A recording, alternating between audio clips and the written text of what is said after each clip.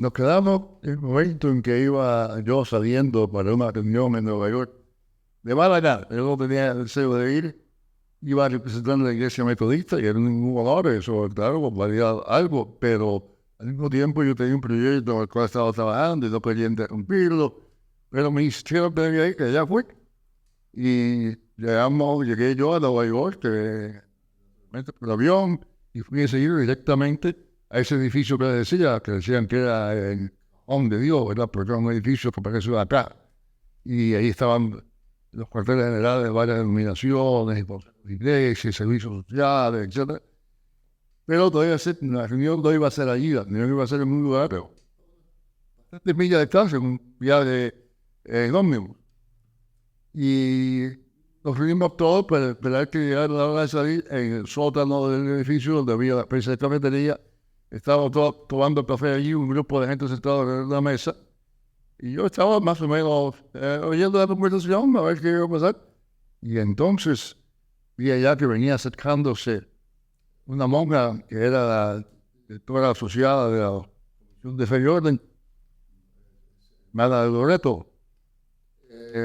Y ella venía, una persona que yo conocía, ahora conocida. Entonces salió el sol. Y vino la monja a presentarnos a una profesora que venía de otro lugar, que venía a representar la iglesia presbiteriana. Y ahí fue que empezó la nueva vida. Well, I had looked forward to the meeting. I was very glad to be asked to be a representative of the Presbyterian Church to go to the Faith and Order Commission. And I was very glad for a couple of reasons. One, it was going to be in New York, and my home was in New York, and my brother lived just outside the city. And so I was going up the day before to spend some time with my brother and then just take the train in that morning. But also, it was rather hectic at the seminary where I was teaching in Louisville, because it was the 10-year accreditation visitation. And the morning I was leaving for the plane, I had a special meeting with the president of Columbia Seminary, who happened to be on the accreditation team. He had wanted to meet me. I was the only woman teaching in seminary, except for one in Old Testament at Preston at Princeton. And I was teaching, of course, on the Church of Women. And he knew I was going to be on sabbatical the following spring, and he was wondering if I could possibly spend my sabbatical in Atlanta and live at Columbia. They'd be giving me a room, everything, and if I would just teach this one class, 3 hours a week, and that I could spend my sabbatical there. And because he had a lot of very unhappy women, students, and no women faculty, and he was looking for this possibility. And so I was very glad to meet him, but I said goodbye. I had to run off to get the plane to go to New York.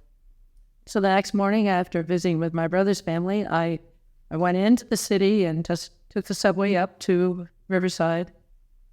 And I was very glad also for the meeting, because I had worked with Sister Ann Patrick Ware, who was the one Husto mentioned, and I had been on many women's programs, which were highly ecumenical. The issue of women in ministry was so constant at the time. And so I knew her very well, and I was very glad to see her in this new occupation. And so I came in, and she motioned to me to just bring my cup of coffee over, and she stood up. And this was a round table of about, I think there must have been about 10 men. And the vast majority of them were carrying on conversations with each other, little groups of 2 or 3. And so I came over, and she was just pointing out to me who these people were and identifying them. She came to the last one, who had jumped to his feet, and she said, "This is Dr. Justo Gonzalez, who teaches church history at Emory University." And then she started to laugh. And she turned to Justo, and she said, "And this is Dr. Catherine Gonzalez, who teaches church history at Louisville Presbyterian Seminary." And he looked a bit surprised, and he said, "How did you get that name?" And I said, "It was my father's." That was the beginning of the introduction. But then I told him that it was it was totally anglicized. I spelled it Gunsalus. I pronounced it Gonzalez. And the story in my father's family, he just happened to be the male line all the way down. But it was three brothers in Spain during the Inquisition who were Protestant. And they had to leave Spain, and they went to Holland, which was then the place that most people who were looking for some religious toleration went. But at the time, Holland was just developing some colonies in the New World. And among them was New Holland, around the Hudson River, and the main city there was New Amsterdam. And so the three brothers were given the choice of moving to the colonies, which they did. And my father's ancestor moved to the area of New Holland on the Hudson River, and he married a Dutch Reformed woman there. And it was very shortly after that, in the early part of the 18th century, that Holland and England made some arrangement that the Dutch colony in New York became English. And so New Holland became New York, and New Amsterdam became Manhattan. But it's a long story, but I told him basically that very quickly. And that was really the beginning of a friendship. Now, he has some additions to that story, which I wish to make clear are totally untrue. Bueno, a veces la mejor parte de las historias y los cuentos es la parte apócrifa, la parte que la tradición crea después, ¿verdad? Va añadiendo las cosas. Ella acabó la parte que estaba contando acerca de la cuestión de cómo nos conocimos y todo eso, diciendo que la hermana Patrick que la presentó y se empezó a reír porque era el mismo nombre, que ella explicó que el nombre de ella era diferente, era el mismo nombre originalmente, pero que lo escribía de manera diferente. Escribía en lo que español sería González. Y ella me explicó eso que acaba de decir ahora, y yo le dije, eso es una manera terrible de escribir un nombre, ¿cómo puedo hacer para que tú arregles eso? Y ella me dijo, te casas conmigo y se arregla. Así que... Totally apocryphal. Y ella siempre tiene que decir 10 veces que es apócrifo. But it was immediately after that. I mean, we had coffee, and then we got on the bus. So they had a bus that was going to take us up to Stony Point, the conference center up on the Hudson, and for the 3-day meeting.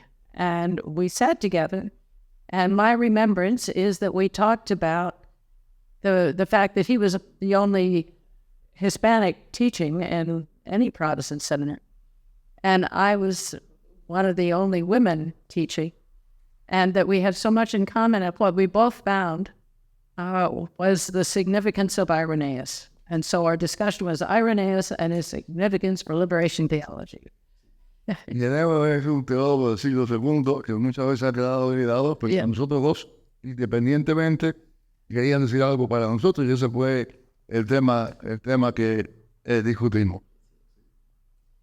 But at that point, we got to the conference, which was a very fascinating thing. It was the first time they'd had anything other than mostly white men who were involved in the ecumenical movement as heads of confessions. And now it was the director of the Faith and Order Commission was a Mexican-American. The associate director was a woman, a Roman Catholic woman.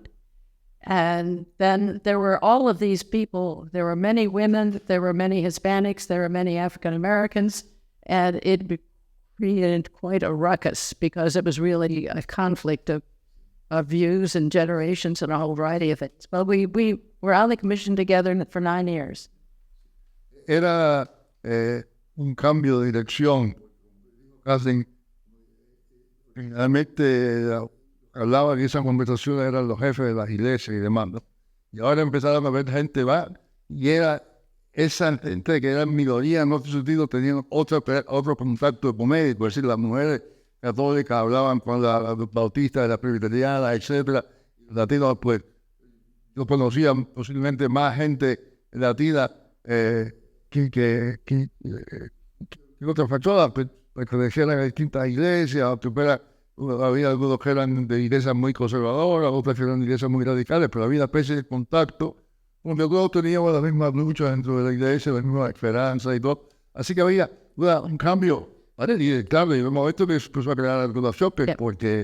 porque Yeah, we were used to caucuses, and these other people were used to highly organized, disciplined discussion. And eso salió un día en que hubo una relación bastante conflictiva y después para calmar las cosas inventaron hacer una especie de teatro mímica, ¿no? Y era sobre Winnie the Pooh, un osito. Y yo hice el papel del burro, se llama Eeyore. Y entonces, cuando después termino de hacer mi parte, uno del otro grupo le dice, mira, vos por fin te metiste hoy.